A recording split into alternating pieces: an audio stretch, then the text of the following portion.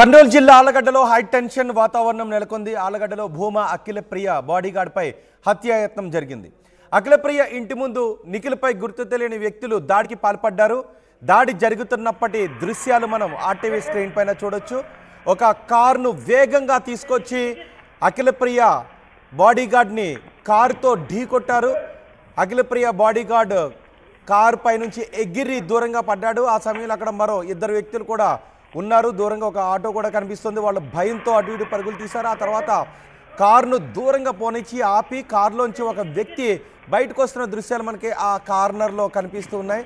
CC camera దృశ్యాలు కనిపిస్తున్నాయి. దగ్గరకు వచ్చి అతనిపై దాడి చేశారు. అఖిల్ పరిగెడుతూ వెనక్కి పారిపోతున్నాడు. ముగ్గురు వ్యక్తులు అతన్ని తరుముకుంటూ వచ్చారు. తరుముకుంటూ వస్తూ మళ్ళీ అక్కడ నుంచి వెనక్కి వాళ్ళంతా కూడా పరుగులు తీశారు. ఇదంతా ఆళ్లగడ్డలో అఖిలప్రియ ఇంటి ముందు జరిగింది. ఇద్దరు వ్యక్తులు అర్ధరాత్రి రోడ్డు పైన ఉన్నారు. అఖిలప్రియ బాడీగార్డ్ మరో వ్యక్తి.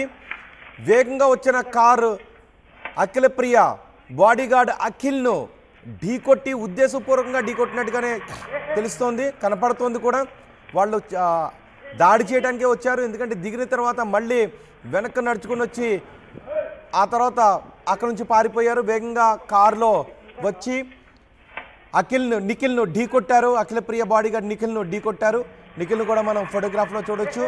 ఢీకొట్టిన తర్వాత నిఖిల్ కింద పడిపోయాడు. మిగిలిన అక్కడ ఉన్న ఇద్దరు వ్యక్తులు భయంతో వెనక్కి పరుగులు తీశారు. ఆ తర్వాత నిఖిల్ దగ్గరకు ఆ వ్యక్తులు దాడి చేయడానికి వెనక్కి వచ్చారు. నిఖిల్ని తరుముకుంటూ వస్తున్నారు. నిఖిల్ పైన దాడి చేయడానికి తరుముకుంటూ వస్తుంటే నిఖిల్ పరుగున వచ్చి ఇంటిలోకి వెళ్ళిపోయాడు. ఆ తర్వాత ఆ ముగ్గురు వ్యక్తులు అక్కడ నుంచి వెనక్కి పారిపోయారు. ఈ దృశ్యాలు రాత్రి చోటు చేసుకున్నాయి. అక్కడ చాలా కెమెరాలు ఉన్నాయి. 8వ నెంబర్ కెమెరా మనకి అక్కడ కెమెరా 8 కూడా కనిపిస్తోంది. ఆ కెమెరాలో ఈ దృశ్యాలు రికార్డ్ అయ్యాయి. బుధవారం రాత్రి ఈ ఘటన చోటు చేసుకుంది. 12 గంటల దాటిన తర్వాత సరిగ్గా ఈ ఘటన చోటు చేసుకుంది. వేగంగా వచ్చిన కారు ఆ నిఖిల్ను టార్గెట్గా చేసుకుని ఢీకొట్టింది. అయితే ఏవి సుబ్బారెడ్డి అనుచరులు దాడికి పాల్పడ్డారు అని అఖిలప్రియ వర్గీయులు చెప్తున్నారు. ఎందుకంటే సరిగ్గా 11 నెలల క్రితం గత సంవత్సరం లోకేష్ పాదయాత్రలో యువగలం యాత్రలో సందర్భంగా గొడవ చోటు చేసుకుంది. ఆ సమయంలో ఏవి సుబ్బారెడ్డిపై అఖిలప్రియ వర్గీయులు దాడి చేశారు. ఆ సమయంలో నిఖిల్ కూడా ఆ దాడిలో ఉన్నాడు అని ఏవి సుబ్బారెడ్డి వర్గీయులు చెప్తారు. నిఖిల్ ఆ దాడిలో చాలా చురుగ్గా పాల్గొన్నాడు అని. అందుకే నిఖిల్ను టార్గెట్గా చేసుకుని ఏవి సుబ్బారెడ్డి వర్గీయులే ఈ దాడికి పాల్పడ్డారు అని అఖిలప్రియ వర్గీయులు చెప్తున్నారు. ఒకసారి మన దృశ్యాలు చూడొచ్చు. ముగ్గురు వ్యక్తులు కారులో వేగంగా దూసుకొచ్చి నిఖిల్ను ఢీకొట్టారు. రోడ్డుపై నిద్ర ఉన్నారు. అందులో నిఖిల్ వెనక్కి నడుచుకుంటూ వస్తున్నాడు. బ్లాక్ షర్ట్ వేసుకున్న వ్యక్తి ముందుగానే గమనించి కొంచెం అలర్ట్ అయ్యాడు. ఈలోపే నిఖిల్ను టార్గెట్గా చేసుకుని వచ్చిన కారు నిఖిల్ను ఢీకొట్టింది. నిఖిల్ ఎగిరి పక్కన పడిపోయాడు. ఎగిరి అంత దూరంలో నిఖిల్ పడ్డాడు. కారుపై నుంచి ఎగిరి కారు వేగంగా ఢీకొట్టడంతో కారుని ముందుకు పోనిచ్చి ఆ కారులో నుంచి ముగ్గురు వ్యక్తులు దిగారు. నిఖిల్ ఢీకొట్టిన తర్వాత నిఖిల్ ఎగిరి కింద పడ్డ దృశ్యాలు చూస్తున్నాం. కొంచెం దూరం వెళ్ళిన తర్వాత ఆ కారులో నుంచి 2 డోర్లు కూడా ఓపెన్ చేసుకొని ఆ ముగ్గురు వ్యక్తులు కారులోంచి వెనక్కి వచ్చారు. నిఖిల్పై దాడి చేశారు. నిఖిల్పై అదిగో దాడి చేశారు. ఆ కార్నర్లో మనకి కనిపిస్తోంది. నిఖిల్పై దాడి చేశారు. ఆ దాడి నుంచి నిఖిల్ మళ్ళీ తప్పించుకుంటూ కింద పడిపోబోయాడు. నిఖిల్ ఒక సందర్భంలో పరిగెడుతూ పట్టు సడలి కింద పడిపోబోతూ మళ్ళీ పట్టు బిగించుకొని శక్తిని కూడా తీసుకొని నిఖిల్ అక్కడ నుంచి పరుగునొచ్చి అఖిలప్రియ ఇంట్లోకి వెళ్ళిపోయాడు. వెళ్ళిపోవడంతో ఆ దుండగులు ముగ్గురు కూడా వెనక్కి పరిగెట్టారు. ఒక్కసారి ఆ దృశ్యాల్లో మళ్ళీ చూడండి. 12 గంటలకు ఇద్దరు మాట్లాడుకుంటున్నారు. వేగంగా దూసుకొచ్చిన కార్ ఎక్స్ట్రీమ్ లెఫ్ట్ తీసుకొని నిఖిల్ను ఢీకొట్టింది. నిఖిల్ను ఢీకొట్టిన తర్వాత నిఖిల్ కారు పైన చెగిరి కింద పడ్డాడు. వెంటనే కారును ఆపి అందులో నుంచి ముగ్గురు వ్యక్తులు ఫ్రంట్ డోర్ను ఓపెన్ చేసుకొని ఫ్రంట్ 2 డోర్లు ఓపెన్ చేసుకున్నాడు. డ్రైవర్ స్థానంలో ఉన్న వ్యక్తి కూడా దిగి వచ్చాడు. ముగ్గురు వ్యక్తులు దిగి వచ్చి నిఖిల్పై దాడికి పాల్పడ్డారు. మొత్తం ముగ్గురు వ్యక్తులు కూడా వచ్చి దాడికి పాల్పడ్డారు. నిఖిల్ను ఆ సమయంలో నిఖిల్ పైన దాడి చేశారు.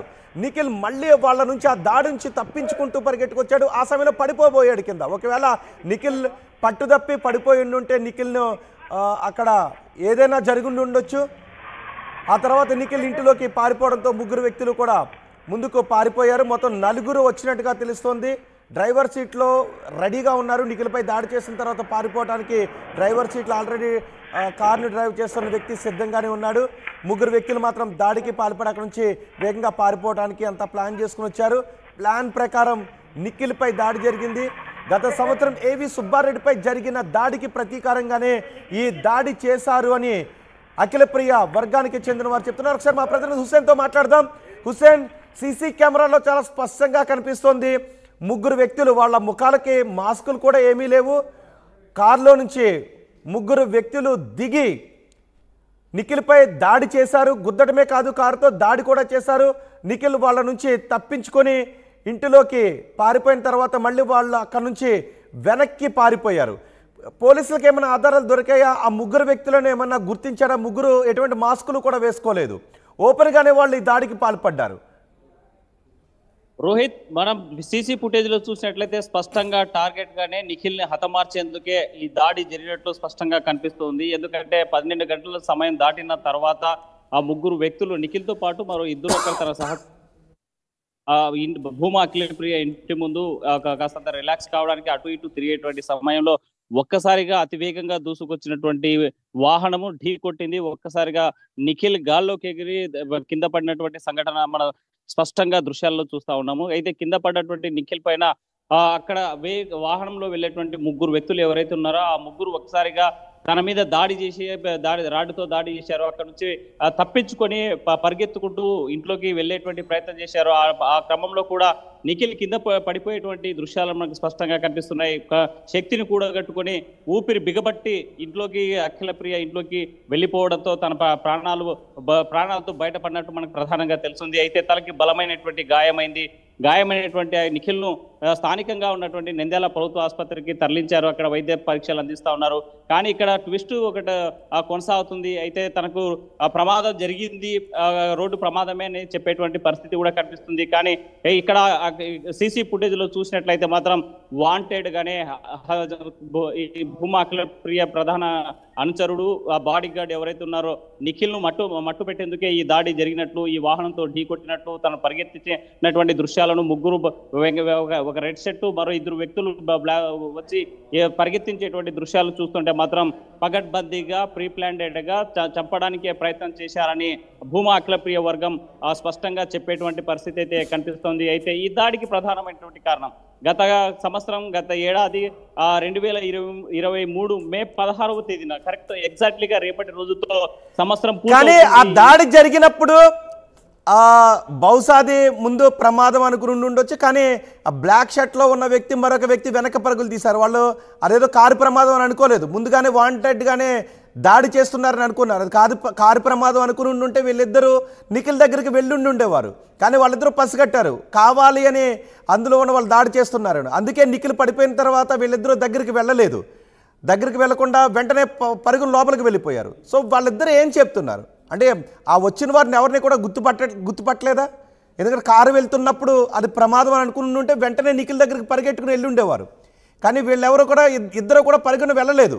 వెంటనే వీళ్ళిద్దరూ లోపలికి వెళ్ళిపోయారు. ఆ తర్వాత కారులో నుంచి ముగ్గురు దిగొచ్చి నిఖిల్పై దాడి చేస్తుంటే నిఖిల్ మాత్రమే శక్తిని కూడా తీసుకుని లోపలికి పరిగెట్టిన దృశ్యాలు కనిపిస్తున్నాయి.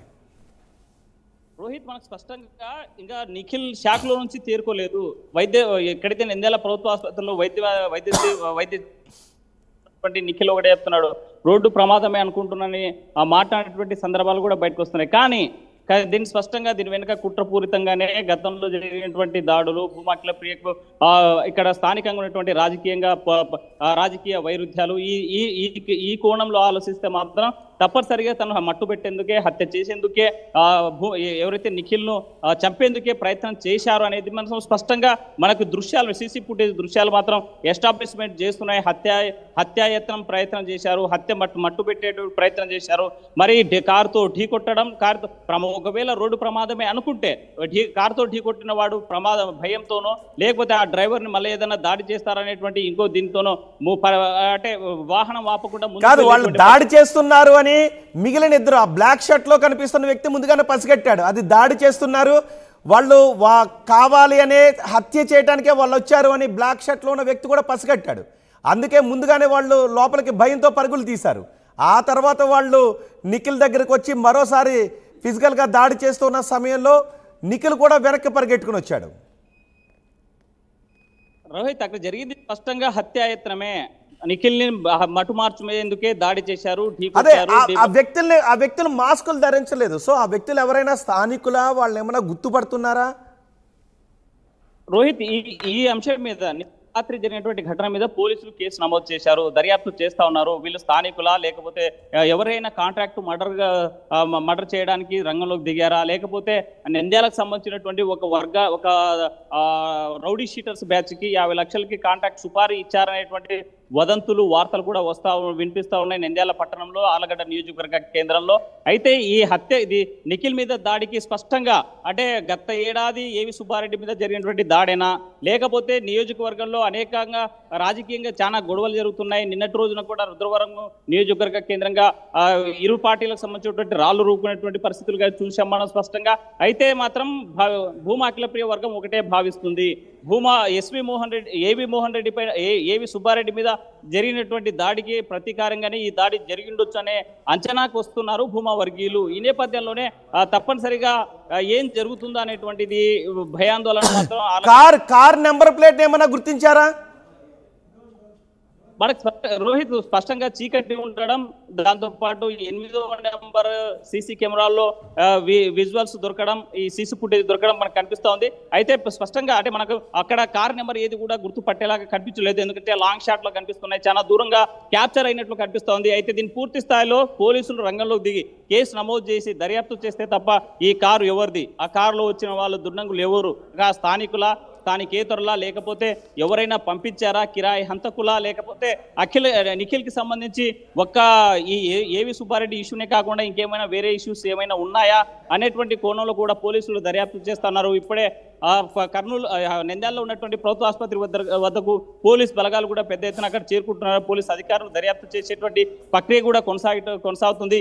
ఏదేమైనా సరే మాత్రం ఈ ఎన్నికల తర్వాత రివెంజ్ పాలిటిక్స్ కొనసాగుతున్నాయి. హత్యాయత్నానికి హత్య చేసేందుకు పగడ్బందీగా ప్రీప్లాన్డ్ గా తన మీద సంవత్సరం పాటు రెక్కి నిర్వహించారనేటువంటి సమాచారం కూడా భూమా వర్గీయులకు ఉంది. అక్కడ రెక్కి నిర్వహించినట్టుగానే అర్థమవుతుంది, ఎందుకంటే ఆ కారులో ఆ కారులో వచ్చారు, కారు ఆగిన తర్వాత ఢీకొట్టిన తర్వాత ముగ్గురు దుండగులు కారులోంచి దిగారు. ఆ తర్వాత కారును చాలా వేగంగా అక్కడ నుంచి తీసుకుని డ్రైవర్ ముందుకు వెళ్ళిపోయాడు. ముగ్గురు వ్యక్తులు నిఖిల్ని వెంబడిస్తూ వస్తున్నారు. నిఖిల్పై కింద పడ్డ తర్వాత దాడి చేశారు, నిఖిల్ని అక్కడ కొట్టారు, కానీ ఆ కారును మాత్రం వేగంగా ముందుకు తీసుకుని వెళ్ళిపోయారు. ఆ ముగ్గురు యువకులు ఈ నిఖిల్ ఎప్పుడైతే లోపలికి పారిపోయాడో, పరిగెట్టుకుని వెళ్ళిపోయాడో, ఆ తర్వాత ముగ్గురు యువకులు వెనక్కి వెళ్ళారు. అంటే దూరంగా మళ్ళీ ఆ కారు అక్కడ సిద్ధంగా ఉంది, ఆ కార్లు అక్కడ నుంచి పారిపోయారని చాలా స్పష్టంగా కనిపిస్తుంది. ఒకవేళ నిఖిల్ దొరికి ఉండుంటే నిఖిల్ని అక్కడ చంపేసి ఉండుండేవారనే మాటలే వినిపిస్తున్నాయి. ఒకసారి మనం చూడొచ్చు, నిఖిల్ను కారుతో ఢీకొట్టిన తర్వాత నిఖిల్ గాలిలో ఎగిరి కింద పడ్డాడు. ఆ తర్వాత కారును తీసుకువెళ్ళి అక్కడ ఆపారు. కారులో నుంచి ముగ్గురు దుండగులు కిందకి దిగారు. ఆ దృశ్యాలు చూడడానికి ఒకసారి కారు ఆగుతోంది, కార్ డోర్స్ ఓపెన్ చేసుకున్నాయి. వెంటనే ముగ్గురు దుండగులు దిగి పరుగున వస్తున్నారు. వెంటనే డ్రైవర్ ఆ కారును వేగంగా తీసుకుని ముందుకు వెళ్ళిపోయాడు. కానీ ఆ ముగ్గురు దుండగులు మాత్రం నిఖిల్పై దాడి చేస్తున్నారు. నిఖిల్ కొట్టారు. ఒక సందర్భంలో నిఖిల్ కార్నర్లోకి వెళ్ళిపోయాడు. మళ్ళీ అక్కడ నుంచి ముందుకొచ్చిన నిఖిల్ కింద పడిపోబోతూ ఉంటే పట్టు నిలుపుకొని పరుగునొచ్చి లోపలికి వెళ్ళిపోయాడు. ఒకవేళ పట్టు తప్పి కాలు మడమ తిరగబడి అక్కడ పడున్నట్లయితే నిఖిల్పై చాలా ఘోరంగానే దాడి జరిగి ఉండేది. ఇప్పటికే ప్రాణాపాయ స్థితిలో ఆసుపత్రిలో ఉన్నాడు. నిఖిల్పై చాలా ఘోరమైన దాడి జరిగి ఉండేది. నిఖిల్ను చంపడానికి అక్కడికి వచ్చారు అని చాలా క్లియర్గా అర్థమవుతుంది. కానీ వాళ్ళెవరు, ఆ ముగ్గురు దుండగులు ఎవరు? వాళ్ళ ముఖాలకు మాస్కులు ధరించలేదు. ఆ కారు నెంబర్ ప్లేట్ ఎవరిపైన రిజిస్టర్ అయ్యి ఉంది, ఆ కారు నెంబర్ ప్లేట్ను గుర్తించే పనిలో కూడా పోలీసులు ఉన్నారు. నిఖిల్ ముందుగా అది రోడ్డు ప్రమాదమేమో అని అభిప్రాయపడ్డాడు. కానీ బ్లాక్ షర్ట్లో ఉన్న వ్యక్తి, వైట్ షర్ట్లో ఉన్న వ్యక్తి అది ప్రమాదం అనుకోలేదు. అది ఒక దాడిగా ఇద్దరు పసిగట్టారు. అందుకే నిఖిల్ కింద పడిపోయినా దగ్గరికి వెళ్ళలేదు ఇద్దరు. కానీ వెంటనే కారు ఆపిన తర్వాత ముగ్గురు దుండగులు కారులో నుంచి వచ్చారు. నిఖిల్పై ఒక్క దాడి చేశాడు. నిఖిల్ పరుగున కార్నర్లోకి వెళ్ళాడు. మళ్ళీ ఇటు సైడ్ నుంచి ఇంకొక యువకుడు ఎదురుగా వెళ్ళి నిఖిల్పై దాడి చేశాడు. నిఖిల్ వాళ్ళని తోసుకొని ముందుకు పరిగెట్టుకుని వచ్చి అదే పరుగున లోపలికి వెళ్ళిపోయాడు. నిఖిల్ లోపలికి వెళ్ళిన తర్వాత ముగ్గురు దుండగులు వెనక్కి వెళ్ళారు. కానీ అప్పటికే కార్ని డ్రైవర్ చాలా వేగంగా ముందుకు తీసుకుని వెళ్ళిపోయాడు. ఈ ముగ్గురు వచ్చిన తర్వాత ఆ కారులో వెళ్ళిపోయారు. సరిగ్గా 12 గంటలకు రాత్రి 12 గంటలకు బుధవారం రాత్రి 12 గంటలకు ఈ దాడి జరిగింది. అయితే ఈ దాడికి కారణం ఏవి సుబ్బారెడ్డి వర్గీయుల లేక నిఖిల్కి వేరెవరితోనైనా వ్యక్తిగత కక్షలు ఉన్నాయా, వాళ్ళెవరైనా ఈ దాడి చేశారనే విషయంపై పోలీసులు ఆరా తీస్తున్నారు. కానీ నిఖిల్ని టార్గెట్గా చేసుకొని నిఖిల్ను చంపటానికే ఈ దాడి చేశారని అర్థమవుతుంది.